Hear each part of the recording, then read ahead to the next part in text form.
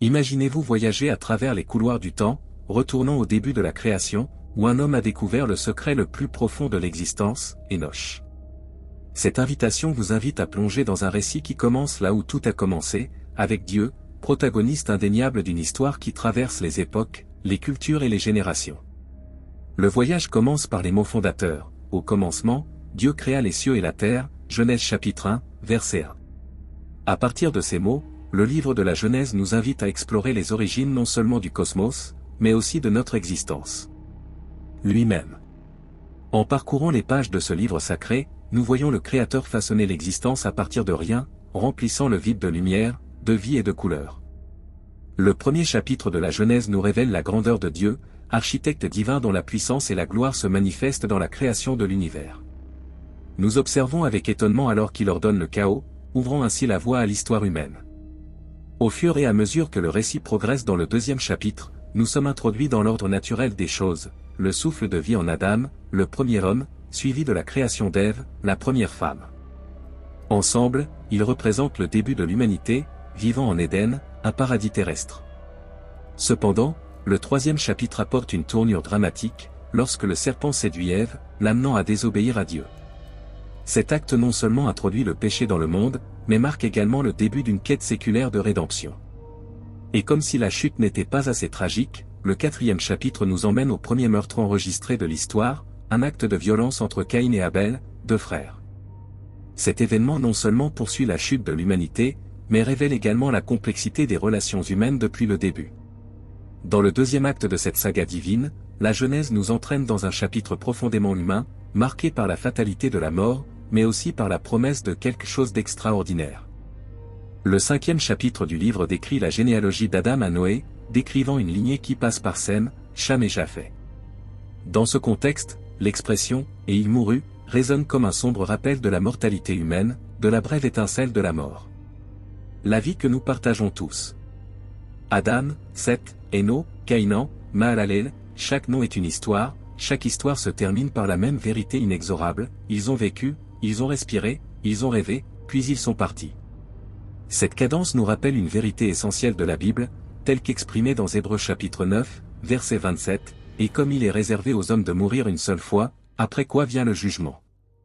La mort n'est donc pas un accident ou une erreur, mais un rendez-vous divin, un portail vers l'éternité que chacun, sans exception, est destiné à franchir. Cependant, au milieu de cette fatalité de la mortalité, émerge un récit qui défie la norme, celui d'Enoch. Contrairement à ses prédécesseurs, cet homme n'a pas connu sa fin avec la phrase « et puis il est mort ». Genèse chapitre 5, versets 21 à 24 nous dit quelque chose d'extraordinaire. Enoch marchait avec Dieu. Il a vécu une vie si marquée par la communion et la foi qu'à la fin de ses jours sur terre, il n'a pas affronté la mort. Un singulier acte de grâce l'a porté à bout. Enoch est devenu l'exception qui confirme la règle, une lumière d'espoir dans le récit humain, montrant que, même face à l'inévitabilité de la mort, la fidélité à Dieu peut ouvrir des chemins inimaginables. Le cinquième chapitre du livre de la Genèse raconte l'histoire de cet homme extraordinaire, dont la fin terrestre fut insolite. Enoch n'a pas connu la mort telle que nous la connaissons. Il n'a pas laissé derrière lui un corps, une tombe, des funérailles ou même une pierre tombale. Sa transition hors de ce monde fut un ravissement divin, étant prise par Dieu, laissant une trace de mystère et d'émerveillement. C'est dans le livre des Hébreux que nous trouvons plus de détails sur le voyage énigmatique d'Enoch avec Dieu, offrant un aperçu de la manière dont nous pouvons aspirer à suivre ses traces. Hébreux chapitre 11, versets 5 et 6 révèlent qu'Enoch a été transporté par sa foi, de sorte qu'il n'a pas vu la mort, car avant d'être transporté, il a obtenu le témoignage qu'il plaisait à Dieu. La clé pour comprendre le secret d'Enoch ne réside pas dans des rituels ésotériques ou des pratiques mystiques inaccessibles à la plupart, mais plutôt dans la puissante simplicité de la foi.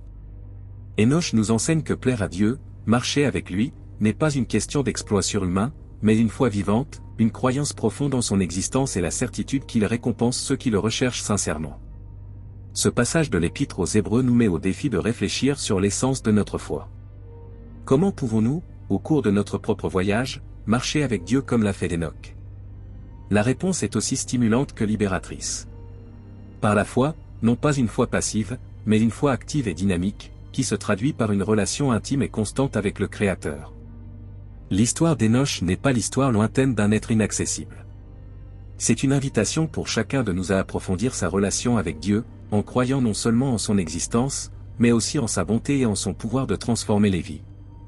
En approfondissant l'essence de la marche d'Hénoch avec Dieu, nous découvrons un portrait de communion et de fidélité qui transcende le simple concept d'obéissance. L'histoire d'Hénoch se déroule comme un récit éloquent sur la nature de la véritable amitié avec le divin, une leçon intemporelle sur l'alignement, le but et la foi.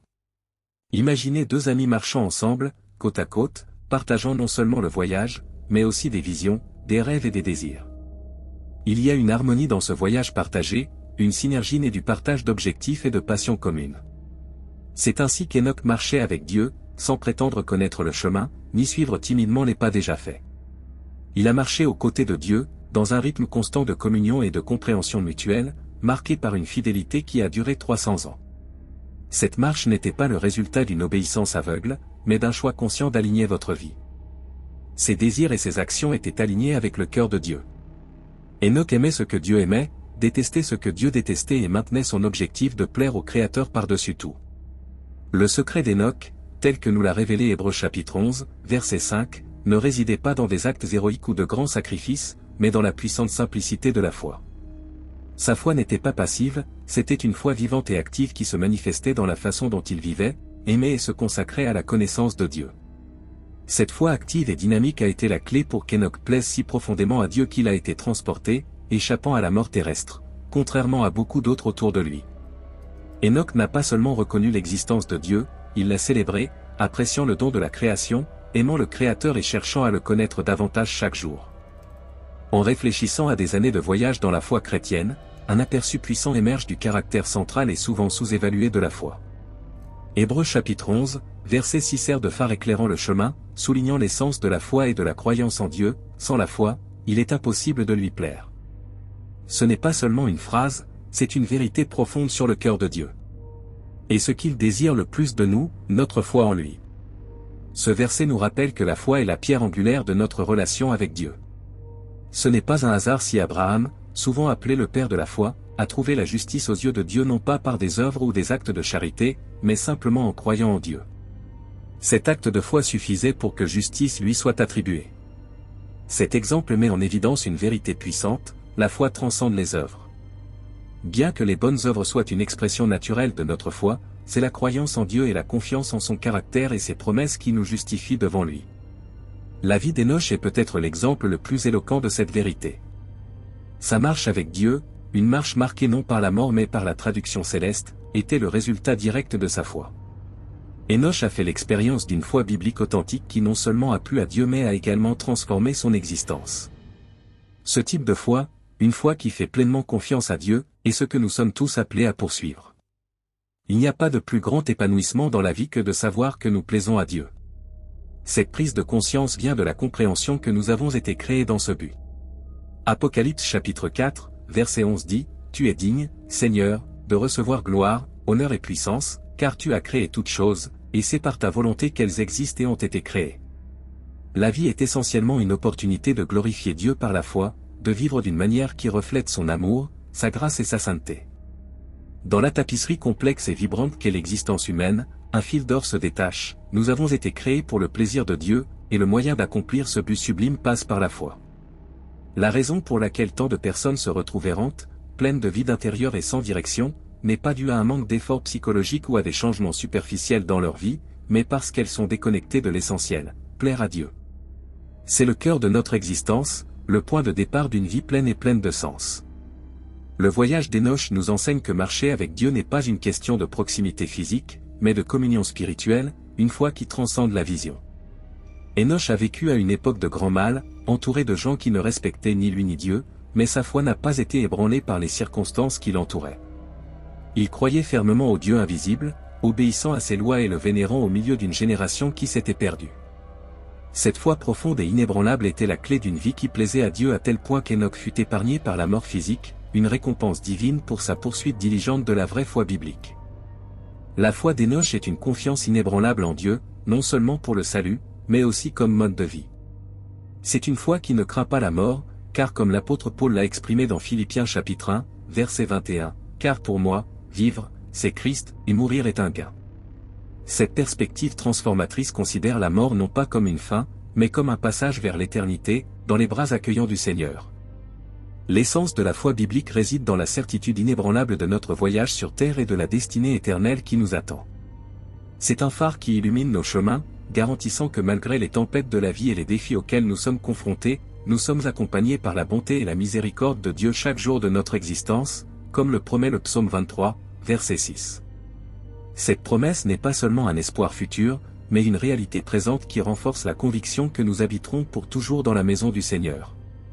Ainsi, une foi véritable et profonde nous enseigne à ne pas laisser notre cœur se troubler, nous encourageant à faire confiance au Seigneur Dieu Tout-Puissant et au Seigneur Jésus-Christ, exalté dans Jean chapitre 14, verset 1. C'est l'ancre qui nous maintient fermes.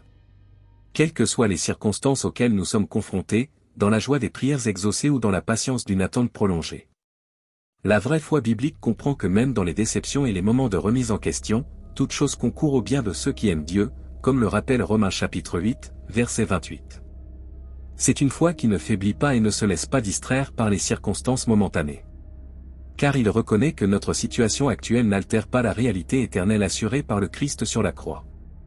Au-delà de l'horizon visible, la vraie foi biblique nous met au défi de vivre en accord avec cette vérité, sans mesurer nos progrès ou notre valeur par des attentes temporaires ou le rythme de notre voyage terrestre. Au lieu de cela, nous sommes invités à faire profondément confiance au plan et au calendrier de Dieu pour nos vies, à trouver la paix dans la promesse que, peu importe ce à quoi nous sommes confrontés ici, notre éternité est assurée en Christ.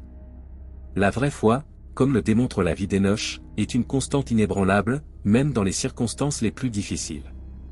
Hénoch, vivant au milieu d'une génération marquée par le péché et l'iniquité, a non seulement marché avec Dieu, mais est également devenu une lueur d'espoir et une voix prophétique, anticipant l'avenir avec une clarté divine.